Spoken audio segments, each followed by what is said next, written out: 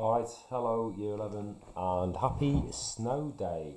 I know you've got revision to do for your mock exams, however we've got to have this lesson because time is tight for triples, so thank you for doing this. My expectations for you today are that what I write on this sheet of paper, these are going to be your notes. We're going to talk today about alcohols. Alright, so this is still organic chemistry. So let me just start off by saying where we got up to in our books. I'm taking a slight deviation from where we were going to go in the lesson because this is going to be easier to teach online. Alright, so let me just remind you where we're up to. You don't necessarily need to write this bit. So we know that we can get alkanes from crude oil. Alkanes, remember, is CnH2n plus 2. You've got methane, ethane, propane, butane, etc. And these come from crude oil. We can separate crude oil into fractions using fractional distillation, which is Hercatl. Alright, so we can separate our alkanes from crude oil into different fractions. And then we can take, if you remember, the long alkanes can be cracked. We can't sell the long alkanes, so the long alkanes, these fractions, can be cracked into, I'm going to use a different pen because this is too chunky, I think, shorter alkanes, so we can sell that as petrol, and alkenes. Alright, sorry about that, but that does say alkenes. Then we did a lesson, so that was the cracking section, and there are two ways to crack and all of this sort of thing. So we're now in a situation where we were doing alkenes. Alkenes are unsaturated. I'm going to go back to the black pen because this is rubbish.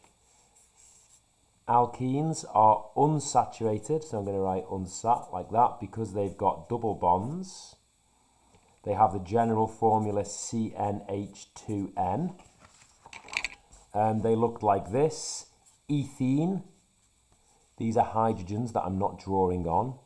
Propene, I'm just going to make sure I'm doing this right. Each carbon needs 4 sticks coming out of it, 4 covalent bonds.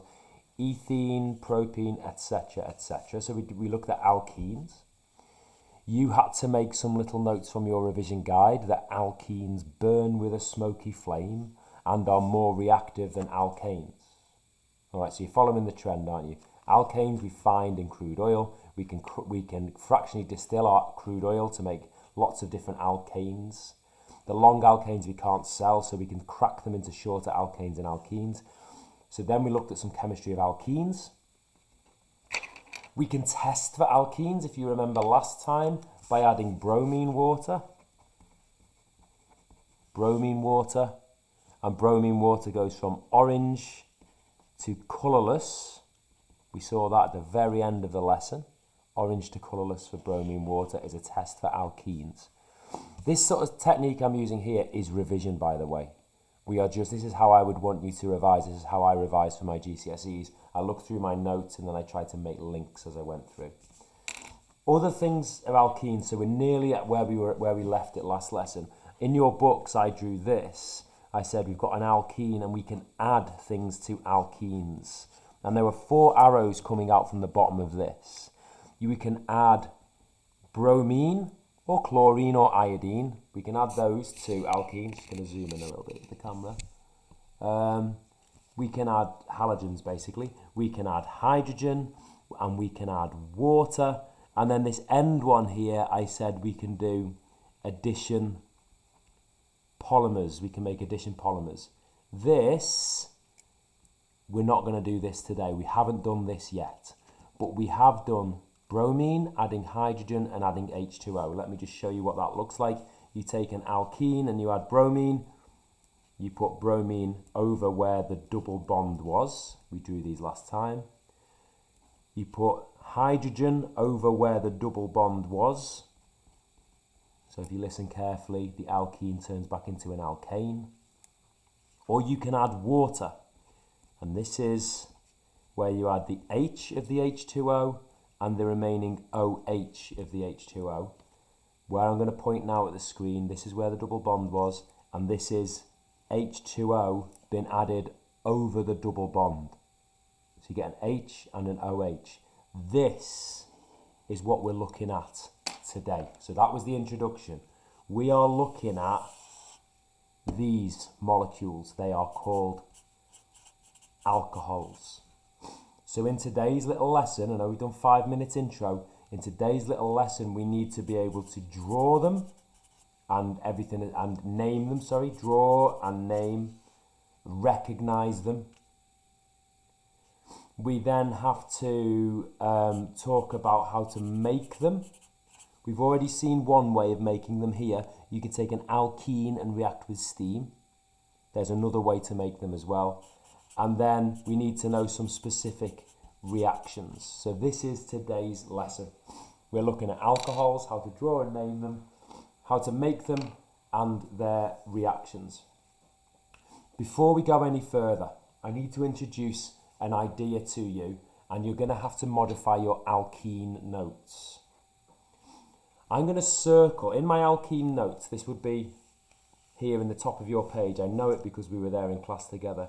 This double bond here, the double bond of an alkene is the most important part of the alkene. It is the part of the alkene that opens up and bonds to things. It is the part of the alkene that makes it do what alkenes do. In chemistry, we call that important part of any molecule the functional group. So listen to this again. I would say it in a sentence. The functional group of an alkene is the C double bond C. It means the part of the molecule that does the interesting chemistry. So the functional group of an alkene is a C double bond C. Can that please go in your notes before we go on any further?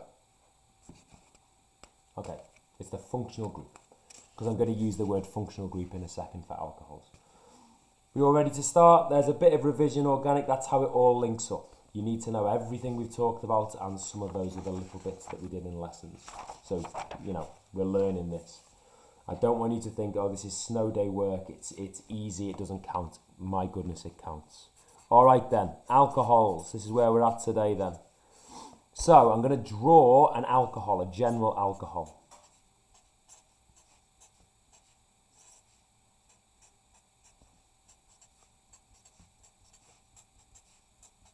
This is an alcohol. It's got 2 carbons here, so it's F, and it's got an OH on the end. This makes it the alcohol. This part of an alcohol, the OH, I want you to circle it. This is the functional group. What that means, if you see any molecule with an OH joined like this, that is an alcohol functional group. That does all the cool stuff that alcohols do. All right? The rest of the molecule is just the side group, the carbon chain, but this is the functional group, and you can be asked to circle the functional group of an alcohol in an exam. All right, so that's the first thing. It doesn't matter if you put it off to the side. I'm just going to say this now. I could have drawn this molecule just as easily by doing the 3 hydrogens there, an H, and an OH down here. These are the same molecule. I've just moved the OH round one. I could have also put it at the top if I'd have wanted to. So you don't need to worry about where you put that functional group. These are the same. So first thing we've got then, alcohols have the OH functional group. You can show the bond between the O and the H, or you can actually just join them together like that. But there is the alcohol functional group there. We now need to do the naming. So you have the smallest alcohol, methanol. So this is monkeys eat peanut butter again. We've got methanol. Just like methane would have been all H's, this is methanol. So we just put the ol on the end to say that it's an alcohol. Methanol. The one I've already drawn up there. Oops, I'm going to put the bond between them. So 2 carbons. This is ethanol. Monkeys eat. So F means 2, meth means 1. Methanol, ethanol. 3 in a row. I'll put an OH here. These are all hydrogens. This would be propanol, prop for 3, ol for alcohol. Little pause here, just again for some of you who are going to do A level. You could have 3 carbons in a row like this. You could put the OH in this group, on this carbon, sorry. That would also be propanol. Prop, 3 carbons, and it's got an ol functional group. Circle the functional group. There's the functional group. They are different. This is called propan 1-ol. This is called propan 2-ol. But that is A level. You just need to recognize prop means 3 carbons, and ol means it's got an OH functional group. These are all alcohols. And then we have butanol. I'm not going to draw the rest of the carbons, but you could have an OH on the end here. That would be the hydrogens, not carbons. There's butanol. Of course, watch again. I could have drawn this OH here. That would be the same molecule. I could put the OH on this carbon as well, or this carbon, although that would technically be the same. So what we're looking at here, butanol. But means 4 carbons in a row, always. And the ol means it's got an OH functional group. The examiner could say, circle the functional group of an alcohol. Little question for you now. I'm going to actually try and stop speaking for about 5 seconds. Are alcohols saturated or unsaturated molecules? Okay? Saturated or unsaturated? That's right, they are saturated. I hope you said that or thought that. They are saturated because saturated, they are all made of single bonds. The carbons have got single bonds, there are no double bonds in there at all. It is a saturated molecule because you have single bonds. It is as simple as that. Saturated, single, simple. Quite pleased with that. That's an alliteration. You can use that. Right, okay, so what did I say we were going to do today? Alcohols. Draw them. Yep, lots of single bonds. Name them. Monkeys eat peanut butter, just whack all on the end. Methanol, ethanol, propanol, butanol. Name and draw, done. How do we make them then? Okay, so there are 2 ways to make them. Draw a line down your page. Ethene plus steam. So it's a bit of a recap of what we spoke about the other day. Ethene plus steam or fermentation. Right, let's get this clear. Ethene plus steam. This is fast. This is an industrial process. It happens in big factories. Think about it, steam and like organic chemicals coming from the fossil fuel industry, just mixing together. We're going to get 100% ethanol. So it's going to be pure stuff. We'll come to fermentation in a minute, but that is just very slow, old school stuff. Ethene plus steam. If you take ethene, we did this in the alkene lesson, unsaturated ethene here with its double bond, and you react it with H2O gas, steam. The H2O will add over the double bond in an addition reaction, and you will get this. There's all the atoms from the original ethene, and then I'll use a different colour to show you, but this is just a recap from the other day. You make ethanol. Circle the functional group, etc. So there you go. You can make ethene plus steam in a factory. You need a catalyst to make this happen, but it's fast, it's industrial, and it's 100% ethanol. You would use this method if you wanted to make ethanol for things like hand sanitizers. So when you wipe your hands in hand sanitizer and then you can feel it evaporating off your skin, that's ethanol that has likely been made in a factory fast industrial 100% ethanol. All right. And then you've got fermentation. I'm probably going to regret drawing this line here for fermentation. Fermentation is a slow process. It is you wouldn't write this in an exam, but it's a traditional process.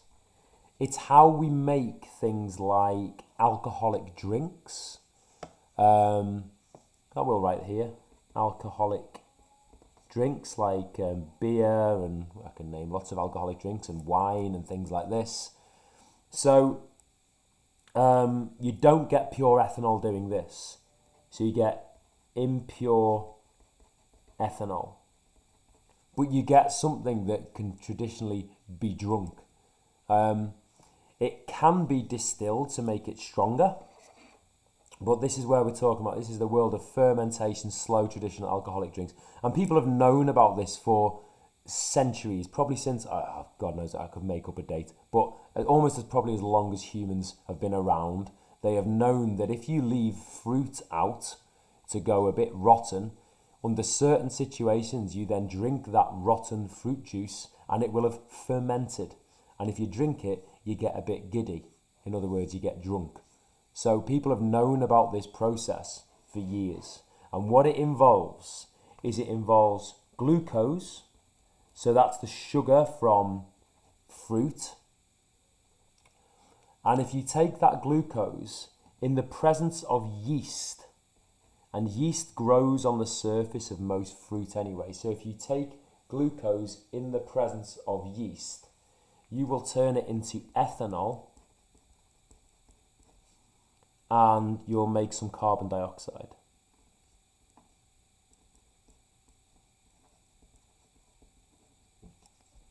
So a glucosey solution, glucose sort of dissolved in water, you put some yeast in it, you leave it for a while, you make ethanol and carbon dioxide. You have to make sure there is no oxygen present.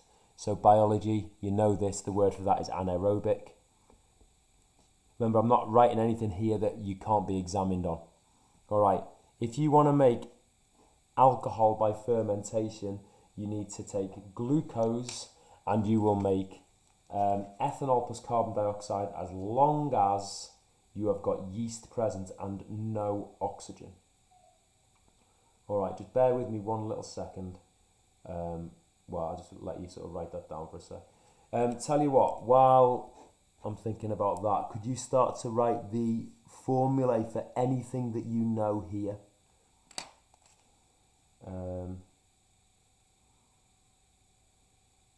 I want to write a message to someone at school.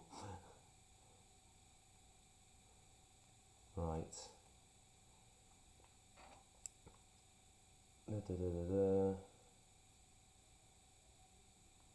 Right, cool. Nearly done. Right then, so let's get on with this. C6H12O6. Sorry, I'm distracted. Put me on double speed. I'm sure you have anyway, haven't you? Right. Then you've got, well, you know carbon dioxide is CO2. Ethanol is, now the formula for ethanol, if I was to draw it, would be this. The way that I'm going to write this, and I suppose this could have gone on this sheet, so let's pause. I'm jumping all over the place. It's almost like I make it up as I go along. I'm going to go back for a sec. Methanol, if I was to write the formula of this, this would be CH3OH.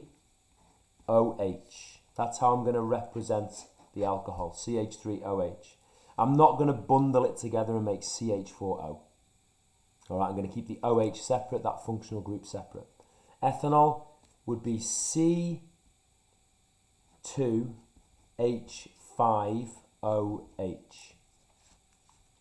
C2H5OH. Propanol, C3H1234567H7OH, and butanol, C4H9OH. Little general formula to be had there, isn't there? CnH, what what you do with that 4, you would double it and add 1. 2n plus 1 OH. Sorry about having to go back to that, but it's going to be important now how to write these formulas. So I'll let you get down. That would be the general formula for an alcohol. Let's go back to fermentation then. So we're in the world now of, you've got some glucose, some sugar. You add a sprinkling of yeast. Same sort of yeast you use in baking, but you have to keep it under anaerobic conditions. You will make ethanol, C2H5OH, and you'll make carbon dioxide. The way this balances then, you're actually going to make 2 of these. So there's 4 of your carbons, and you're going to make 2 carbon dioxides.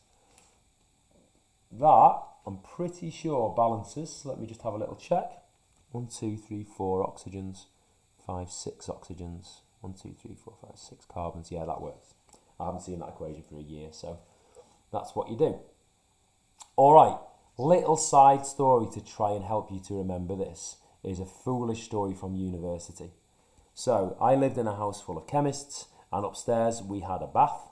Just in case you don't know what a bath looks like, it's a long trough like that you put water in and have a wash. And what we did is we half filled the bath with water and then chucked in loads and loads of sugar, because we were going to try and make our own alcohol, but we didn't have the internet, and we couldn't, so it wasn't easy to research how to make your own alcohol. It was the early days of the internet. So into this bath we put lots of sugar, we put lots of fruit, anything that had sugar inside it, and we filled our bathtub, well, half filled our bathtub with that, and then we chucked in loads of yeast.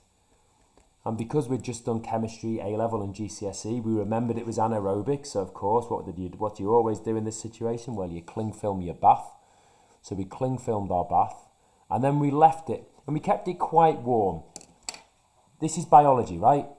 We kept it quite warm because yeast contains enzymes that are going to do this job. So you need it around about ideally 37-ish degrees, 35. Keep it quite warm, not too hot, otherwise you'll denature your yeast. So what we noticed over time, we knew it was working because this cling film started to bulge up. So we knew we were making the carbon dioxide, and therefore we must have been making the alcohol. We left it for about a week, and then we got our mugs and we scooped out this fruity, gloopy mess and drank it. And it contained alcohol. However, it also contained a load of yeast. So what normally happens when you make alcohol, from my understanding, for people who, like Miss Errington, I know makes her own beer at home, you leave it if you leave it for long enough, the yeast is actually eventually killed off by the alcohol. We hadn't left it for long enough. So we drank a mug that contained a bit of unreacted sugar, tasty. A bit of alcohol, not so tasty. But it served the purpose that we were after at the time. And it also contained a load of active yeast. And that active yeast went into our stomachs and lined our esophaguses. And we ended up with yeast infections of our esophagus, which was really deeply unpleasant. I'm not going to go into any more details, but we weren't very well for a while. So if you're going to make your own alcohol at home, which obviously you shouldn't because you are not of age, but when you become of age and you're interested in it, do it properly, not like us. So what is the reason I told you that story? 1, because it's true and it's quite funny, and 2, because I want you to remember that we cling filmed our bath. You cling film your bath because you tried to make it anaerobic, and in the bath we put loads of fruit, loads of sugar, and we just left it. And that's how we make alcohol, by fermentation. It was a slow process, and it was most definitely impure ethanol. Okay? A true story and a useful story. So there are 2 ways to make ethanol. One is slow and you get impurities in your ethanol. The other is really fast. It is the addition of steam to an alkene. You got that? Excellent. Let's go back to our list of what we were going to do today. Draw and name. Yes, yes. And I also then went back and remembered to do this sort of thing. We've talked about functional groups, and we can circle the functional group. How to make it, there are two ways. There is a fast way and there is a slow way. Ethene plus steam, and the slow way is sugar, yeast, and no oxygen, and keep it quite warm. We're now going to look at some reactions of alcohols. Okay, so things that you need to know, specific reactions of alcohols.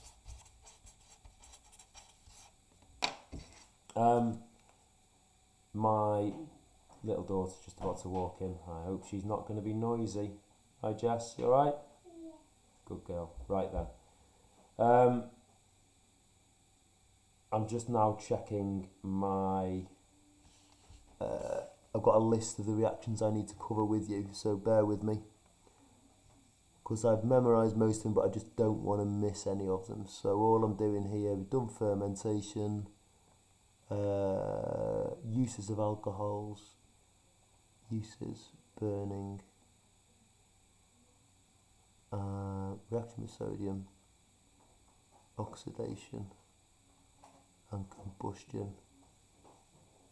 One sec, uses. Okay, so I've just done a little bit of revision there. Reactions of alcohol. They react with sodium. Little random one, react with sodium. You don't need to know an equation for this, but they react slowly with Na, and they produce hydrogen gas. That's only going to be a random little one marker in an exam. The way we use this at A level, if you've got a beaker with an unknown organic chemical in, if you drop a little bit of sodium inside there, what you would expect to see is a little bit of fizzing, which you can then test that gas with a pop test. That's a sign that you've got an alcohol inside there. So that's the first thing. One, they react with sodium. Next little reaction that you need to know about them is fairly straightforward. It's combustion. You can burn alcohols. This is because they are going to be used as a fuel. So I'm doing uses at the same time here. We can burn alcohols, which means they're very, very good fuels. So you could write that in. They are very, very good fuels. They burn with a very clean flame.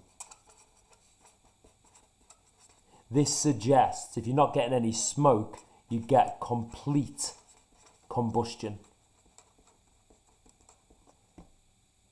Link that back to alkenes. When you wrote your own notes about alkenes, they burned with a very dirty flame, which suggested incomplete combustion. So if you were to burn an alcohol, you would expect a lovely clean flame, lots of complete combustion. Let's make sure we can write an equation for this. They might ask you in an exam to balance an equation for the combustion of ethanol. All right, let's just have a little look then. If I do ethanol, C2F, H5OH, there's ethanol, and I burn it, it's going to react with oxygen. What you're going to make? Well, you've got carbons, so you're going to make carbon dioxide. There are hydrogens in there, so you're going to make water. So it's very, very, it's the same as when we burned alkanes and alkenes. You're going to make carbon dioxide and water in when you do complete combustion. If there are two carbons over here, there will be two carbon dioxides. You can't form any more. If you've only got two carbons, you can only form two carbon dioxides. Over here, we've got 6 hydrogens, so we're going to make 3 H2Os. And then I've got 1, 2, 3, 4, 5, 6, 7 oxygens over this side. 1, 2, 3, 4, 5, 6, 7. There's 1 oxygen here, so I only need to balance the remaining 6. 3. All right. I would like you to do this one, please. C3H7OH plus O2 makes CO2 and H2O, and this one please, C4H9OH O2 CO2 H2O. Of course, I'm now going to ask you to pause the video and do that. Most of you probably won't, because you're just going to know I'm going to give you the answer anyway. Pause the video now. Pause. I'm going to carry on. 3 carbons, 3 carbon dioxides, 7, 8 hydrogens, 4 H2Os. 1, 2, 3, 4, 5, 6, 7, 8, 9, 10 oxygens. So you'll be tempted to put a 5 there, but there's an oxygen over here, so it's going to be 4.5. You can write 4.5. That's fine. All right? You might have balanced this by doing 2, 9, 6, and 8. That would also be accepted. That would also balance. All right, last one, 4 carbons. That's 4 carbon dioxides. 10 hydrogens, so that's 5 H2O. 1, 2, 3, 4 plus 5 is 9. 8, sorry, plus 5 is 13. There's 1 oxygen here, so I need to balance 12. There we go. All right, combustion. Alcohols are brilliant fuels. They burn with clean flames, complete combustion. They are used as fuels. All right. So, the next type of reaction. We are nearly there, by the way.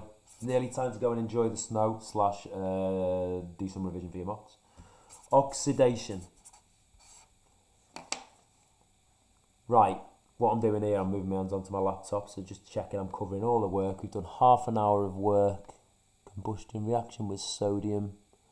Oxidation of alcohols. There we go. Yeah, got it. All right. Alcohols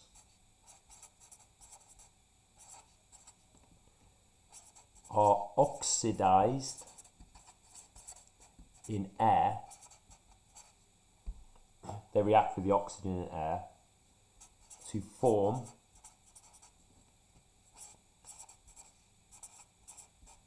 carboxylic acids.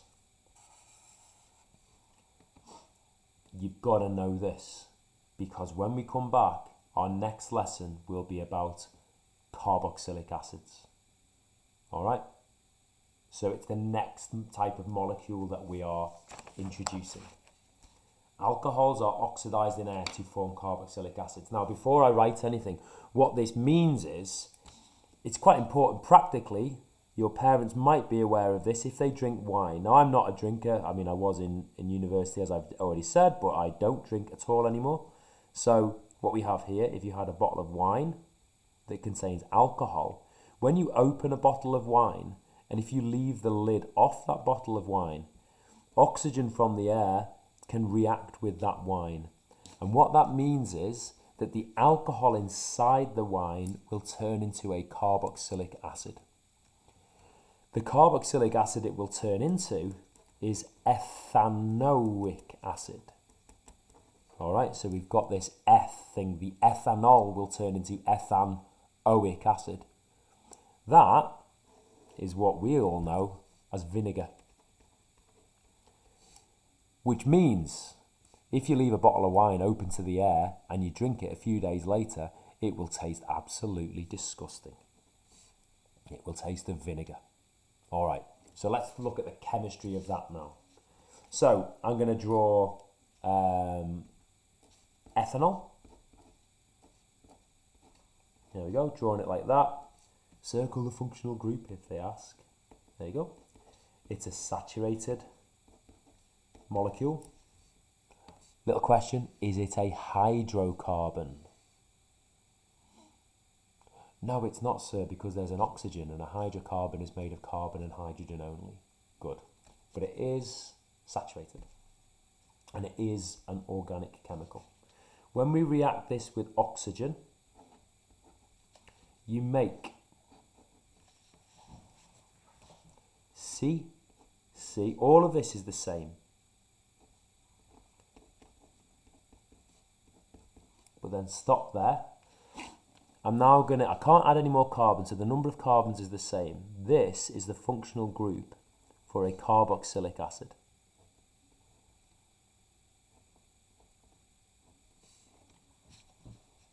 Looks a bit funky, doesn't it? All right. We've got, this carbon has now got a double bond O and an OH on the end. This is ethanol. And this is ethanoic acid. All right. And you've also made H2O as a little side product. All you need to know, alcohols are oxidized in air to form carboxylic acids. And this is where we're going to go next time. This is a carboxylic acid. By the way, I will just circle the functional group of this. This is the interesting bit of the carboxylic acid. Final little thing, I'm going to write it without the bonds. This is C2H5OH. And ethanoic acid is, this is a CH3. And this bit is all bundled together, COOH, COOH. That is ethanoic acid. I can tell it's F because there are still 2 carbons in there, so it's F. All right. I think that is it for today. Now, of course, I would love to give you some questions on this, but I haven't got those prepared because it's a snow day and I wasn't expecting this. But expect the sort of things that I've said. You need to know how to balance these equations for burning alcohols.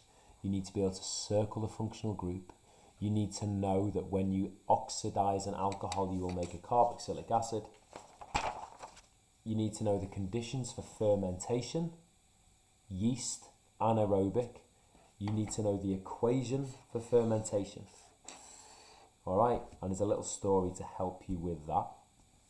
You need to know that alcohols react with sodium. What else have we got? They burn with complete combustion. And naming, drawing, circling the functional group,